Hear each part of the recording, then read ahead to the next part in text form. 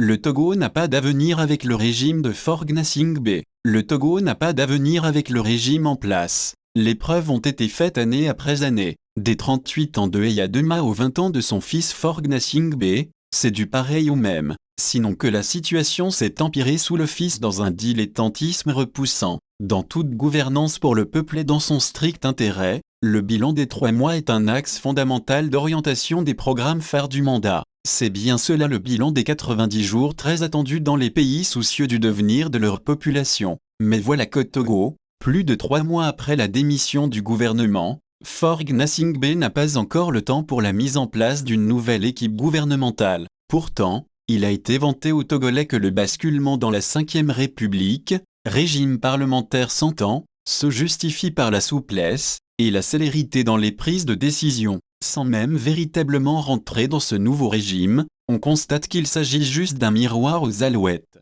Aucun dirigeant sérieux au monde ne peut se donner autant de liberté et de désinvolture à la gestion de la chose publique.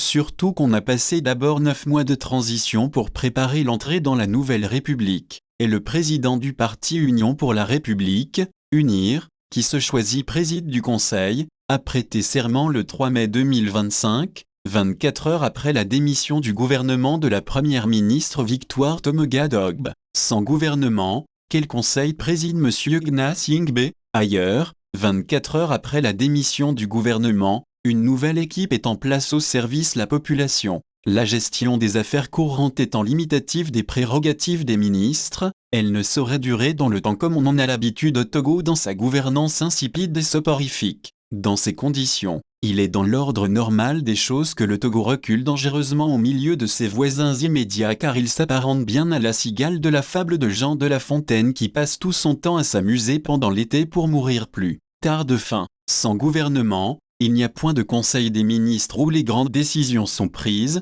Comment le pays est alors dirigé depuis le 2 mai 2025? Que du fainéantisme au sommet de l'État, cet évitement de travail qui plombe le pays, devenu la risée de la sous-région. Honoré Adontuy.